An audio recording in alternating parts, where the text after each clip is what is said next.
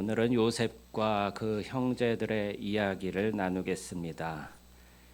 형들의 시기에 의해서 애굽의 노예로 팔려간 요셉은요, 하나님이 주신 지혜로 바로 왕의 꿈을 해석했었습니다. 바로가 꾼 꿈은 7마리의 삐쩍 마른 소가 7마리 살찐 소를 잡아먹는 꿈이었어요. 또 7개의 마른 이삭이 7개의 풍성한 이삭을 잡아먹는 꿈이었습니다. 요셉은 하나님이 주신 지혜로 꿈을 해석했는데 바로가 하룻밤 사이에 꾼 2가지의 꿈은 같은 내용이었어요.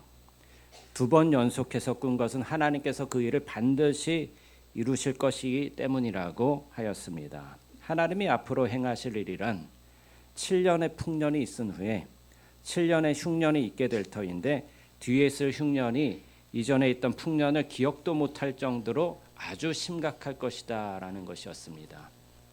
그래서 7마리의 살찐 소, 7개의 풍성한 이삭은 7년 풍년을 의미하는 것이고 7마리의 삐쩍 마른 소, 7개의 또 이제 마른 쭉정이와 같은 그런 이삭은 7년 흉년을 말하는 것이었죠.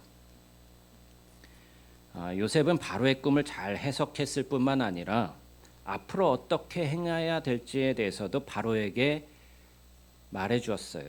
그것은 7년의 풍년 동안 곡식을 창고에 모아들였다가 7년의 흉년 때 백성들에게 돈을 받고 팔라는 것이었습니다.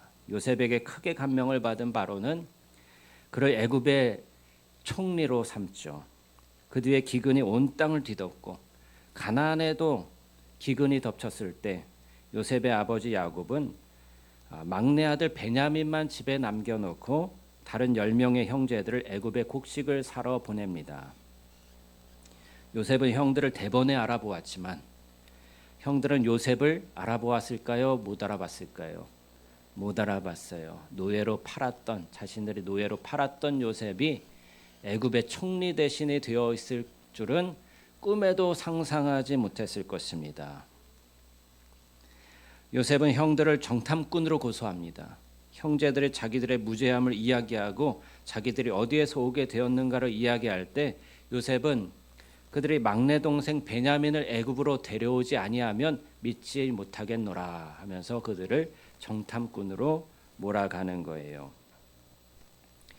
요셉의 형제들이 가나안으로 돌아왔을 때 야곱은 시므온까지 잃게 된 것에 낙심했습니다. 시므온을 인질로 잡아뒀거든요. 그리고 막내 아들 베냐민만은 데리고 갈 수 없다고 버텼어요. 하지만 유다가 그를 안전하게 보호하겠다고 맹세한 후에야 베냐민을 데리고 가는 것을 허락합니다. 곡식이 다 떨어져서 애굽에서 사온 곡식도 이제 먹을 거가 없어서 또 사러 가야만 했거든요. 애굽의 총리가 막내 동생을 데리고 오지 아니하면 자기를 볼 수 없으며 그들이 정탐꾼이 아닌 것을 증명하려면 베냐민을 꼭 데리고 가야 했기 때문입니다. 형들이 애굽으로 다시 돌아왔을 때 요셉은 그들에게 잔치를 베풀어 줬습니다. 또 시므온을 풀어줍니다.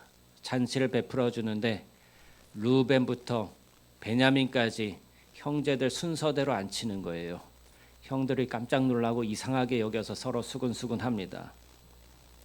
근데 그들이 다음날 집을 떠날 때 자기의 청지기에게 시켜서 자루에 집어넣은 점치는 데 사용하는 은잔을 도둑질해 갔다고 누명을 씌워서 베냐민을 잡아오게 하는 거예요. 형들도 다 같이 따라왔겠죠. 요셉은 왜 이렇게 형제들을 곤란에 빠뜨렸을까요? 빨리 내가 요셉이라고 형들의 동생이라고 밝히지 아니하고 자기의 정체를 숨긴 채 그렇게 형들을 골탕 먹이고 있습니까? 왜? 이전에 자신을 시기에서 노예로 팔아버렸던 형들이 여전히 동생을 괴롭히고 미워하고 시기하는가, 아니면 마음을 돌이키고 이복 형제라도 서로를 위하는가를 시험해 보기 원했던 것입니다. 그때 유다가 요셉에게 다가가서 베냐민을 대신하여 자신이 종이 되겠다고 합니다. 유다는 자기의 아버지가 베냐민을 심히 사랑해서 그가 없이 가나안으로 돌아가면 아버지가 분명히 죽을 것이라고 설명하면서 베냐민을 풀어주기를 간청하는 것이죠. 더욱이 유다는 자기가 막내 동생 베냐민을 안전하게 집으로 돌아오도록 하겠다고 아버지와 약속했기 때문에 베냐민을 대신하여 자기가 요셉의 종으로 남겠다고 한 것입니다. 본문 32절 33절 말씀을 다시 한번 보실까요? 32절 시작. 주의 종이 내 아버지에게 아이를 담보하기를 내가 이를 아버지께로 데리고 돌아오지 아니하면 영영이 아버지께 죄짐을 지리이다 하였사오니 이제 주의 종으로 그 아이를 대신하여 머물러 있어 내 주의 종이 되게 하시고 그 아이는 그의 형제들과 함께 올려 보내소서. 아멘. 우리는 여기서 유다의 결단과 행동에 담긴 의미를 한번 살펴보고자 하는 거예요. 본문 18절 말씀을 또 보시죠. 시작. 유다가 그에게 가까이 가서 이르되 내 주여 원하건대 당신의 종에게 내 주의 귀에 한 말씀을 아뢰게 하소서. 주의 종에게 노하지 마소서. 주는 바로와 같으심이니이다. 유다는요, 요셉이 자기 동생인지 전혀 모르는 상황입니다. 세계를 제패했던 애굽 왕 바로와 같은 권력자였던 요셉에게 어찌 감히 가까이 다가갈 수가 있겠어요? 하지만 용기를 내서 가까이 다가갑니다. 여기서 가까이 가다라는 뜻의 히브리 단어가 바이가시라고 합니다. 유다는 왜 요셉에게 바이가시 가까이 다가갔을까요? 동생 베냐민을 살리기 위해서죠. 아버지 야곱을 살리기 위해서죠. 요셉을 잃은 야곱이 얼마나 애통해했습니까? 이제 베냐민까지 잃게 되면 아버지가 도저히 살 수 없음을 알기에 유다는 자기 목숨을 걸고 애굽 총리인 요셉에게 바이가시하며 가까이 나아가 호소한 것이에요.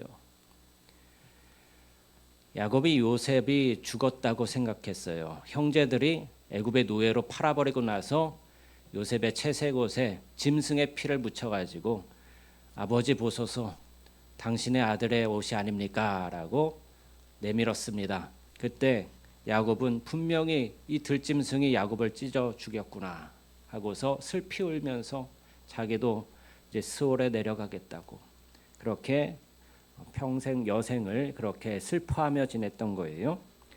그런데 요셉을 그렇게 사랑했을까요? 자기의 사랑하는 아내 라헬의 아들이기 때문이에요. 레아는 큰 그 딸이라서 이제 자기 아내이긴 하지만 별로 사랑을 하지 않았고 라헬만 사랑했거든요.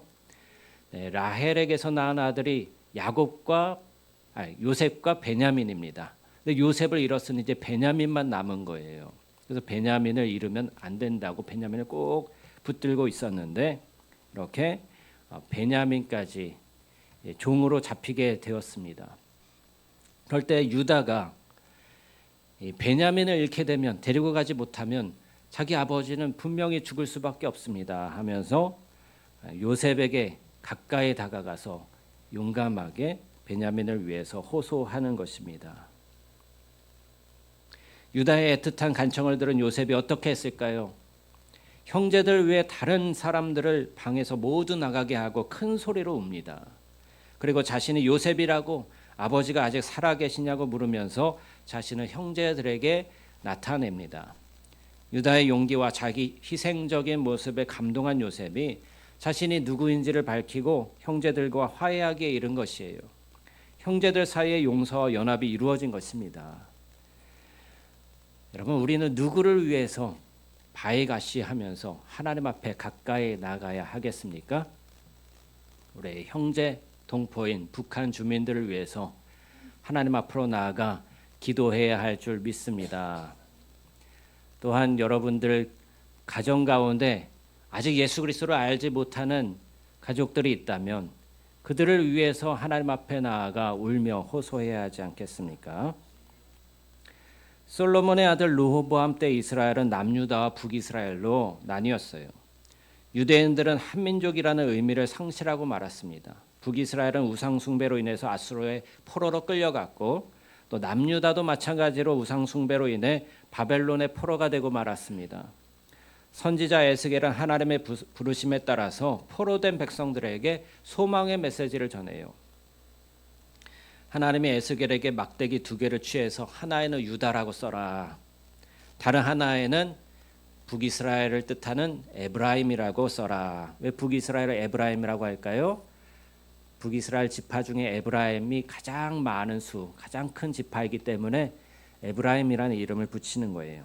그래서 막대기 하나는 유다, 또 다른 막대기는 에브라임이라고 쓴 다음에 그것을 손에 잡고 하나가 되게 하라는 말씀을 주셨어요. 백성들이 그에게 이런 행동이 무슨 뜻이냐 물을 때에 그는 하나님께서 유다의 집이 이스라엘 집과 합하여 세상의 모든 유대인들을 모아서 그들을 이스라엘 땅으로 데리고 오겠다는 것이라고 말했습니다. 유다가 요셉에게 바이가시 가까이 와서 베냐민을 위해 요청하여 형제가 모두 화해했던 것처럼 마지막 날에 예수님을 따르는 자들은 다윗의 자손 메시아를 기다리는 유대인들과 화해하게 될 것입니다. 이것이 성경이 예언하고 있는 말씀인 거예요. 그날의 요셉의 자손이자 다윗의 자손인 메시아 예수님께서는 이 땅에 자신의 왕국을 세우실 것이고 두 집으로 표현된 온 이스라엘은 예루살렘에서 다시 하나가 될 것입니다. 할렐루야. 유다와 요셉이 가까워지며 남유다와 북이스라엘이 가까워지는 바이가시에는 마지막 때 한 세 사람의 성취, 그 전에 원수되었던 이방과 이스라엘이 가까이 하는 일의 성취가 예언적으로 담겨 있는 거예요. 우리 에베소서 2장을 한번 보시겠습니다. 신약으로 넘어가셔서 에베소서 2장 12절 이하를 보시죠.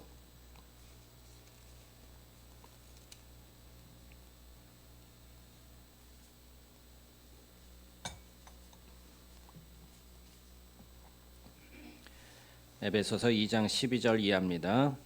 그때에 너희는 그리스도 밖에 있었고 이스라엘 나라 밖의 사람이라 약속의 언약들에 대하여는 외인이요 세상에서 소망이 없고 하나님도 없는 자이더니 이제는 전에 멀리 있던 너희가 그리스도 예수 안에서 그리스도의 피로 가까워졌느니라. 그는 우리의 화평이신지라 둘로 하나를 만드사 원수된 것 곧 중간에 막힌 담을 자기 육체로 하시고 법조문으로 된 계명의 율법을 폐하셨으니 이는 이 둘로 자기 안에서 한 새 사람을 지어 화평하게 하시고 또 십자가로 이 둘을 한 몸으로 하나님과 화목하게 하려 하심이라. 원수된 것을 십자가로 소멸하시고 또 오셔서 먼데 있는 너희에게 평안을 전하시고 가까운 데 있는 자들에게 평안을 전하셨으니 이는 그로 말미암아 우리 둘이 한 성령 안에서 아버지께 나아감을 얻게 하려 하심이라. 그러므로 이제부터는 너희는 외인도 아니요 나그네도 아니요 오직 성도들과 동일한 시민이요 하나님의 권속이라. 너희는 사도들과 선지자들의 터 위에 세우심을 입은 자라. 그리스도 예수께서 친히 모퉁이 돌이 되셨느니라. 그의 안에서 건물마다 서로 연결하여 주 안에서 성전이 되어가고 너희도 성령 안에서 하나님이 거하실 처소가 되기 위하여 그리스도 예수 안에서 함께 지어져 가느니라. 아멘. 할렐루야. 바울은 이방인과 유대인들이 가까워질 수 있는 유일한 이유가 무엇인가? 그것은 예수 그리스도의 십자가뿐이다라고 선언한 것입니다. 이방은 이전에는 그리스도 밖에 있어서 하나님의 언약과는 상관이 없는 자들이었고 소망도 없고 하나님도 없는 자였다는 거예요. 즉 구원이 없는 자들이었다는 거예요. 그런데 전에 멀리 있던 이방인들이 예수님의 피로 가까워졌습니다. 예수님은 구원 밖에 있었던 우리를 살리기 위해서 우리 곁으로 가까이 오셔서 십자가에서 피를 흘려 주신 것입니다. 성탄절의 의미는 바로 그거예요. 예수님이 이 땅에 아기 예수로 태어나신 이유가 무엇이냐? 모든 사람, 많은 사람의 죄를 대속하기 위해서 희생의 피, 십자가의 피를 흘려 주시기 위해 오셨다는 것입니다. 우리는 성탄절을 지나면서 이 의미를, 이 복음을 세상에 널리 전파해야 하는 것입니다. 단지 크리스마스라고 문화적인 행사로 그쳐서는 안 되는 거예요. 그렇게 우리를 하나님께 연합시키시고 이스라엘에 연합시키신 것이죠. 그렇게 우리를 교회가 되게 하시고 성전 삼아 주신 것입니다. 19절 이하를 다시 한번 보시죠. 그러므로 이제부터 너희는 외인도 아니요 나그네도 아니요 오직 성도들과 동일한 시민이요 하나님의 권속이라. 너희는 사도들과 선지자들의 터 위에 세우심을 입은 자라. 그리스도 예수께서 친히 모퉁이 돌이 되셨느니라. 그 안에서 건물마다 서로 연결하여 주 안에서 성전이 되어가고 너희도 성령 안에서 하나님이 거하실 처소가 되기 위하여 그리스도 예수 안에서 함께 지어져 가느니라. 아멘. 예수님이 이 땅에 오심으로 말미암아 특별히 십자가의 피 흘리심으로 우리는 이제 하나님의 권속이 되었답니다. 바이가시 가까이 가서 주 안에서 성전이 되어 갑니다. 바이가시 가까이 가서 성령 안에서 하나님이 거하실 처소가 됩니다. 바이가시 가까이 가서 그리스도 예수 안에서 함께 지어져 가는 것입니다. 유다가 베냐민을 살리기 위해서 요셉에게 가까이 가서 화해를 이루었듯이 하나님께서 에스겔 선지자를 통해서 남한국과 북한국을 가까이 가게 하사 하나가 되게 하셨듯이 예수님께서 이방을 살리기 위해 이 땅에 우리에게 가까이 오셔서 예수 안에서 유대인과 이방인이 하나가 되게 하셨습니다. 이 마지막 때에 우리 생명숲교회 성도님들은 누구를 위해 기도하며 누구를 위해 하나님 앞으로 가까이 나가시겠습니까? 우리 형제 자매인 북한 동포들을 위해 그들의 구원을 위해서 하나님 앞에 가까이 나가 호소하시는 여러분 되시지 않겠습니까? 우리는 주님 앞에 나아갈 자격이 없는 자들이지만 그럼에도 불구하고 우리의 형제들을 구원하고자 우리 주님의 십자가를 의지해서 하나님 앞으로 나아가 간청해야 합니다. 베냐민 대신 종이 되겠노라고 이야기했던 유다처럼 우리도 그렇게 주님께 간구해야 합니다. 저들의 오랜 신음소리를 들어달라고, 저들의 고통과 눈물을 닦아달라고 바이가시 주님께로 가까이 가서 우리의 형제를 위해 간구해야 할 것입니다. 오직 십자가, 오직 복음, 오직 예수 그리스도 안에서만 남한과 북한은 통일될 수가 있습니다. 오직 십자가를 통해서만 우리는 한 새 사람이 되고 성전이 되어 주님의 다시 오심을 예비할 수 있는 거예요. 단지 평화를 외친다고 진정한 평화가 이루어지는 것이 아니고 통일이 되어지는 것이 아니에요. 저 우상 체제와는 평화를 이룰 수가 없습니다.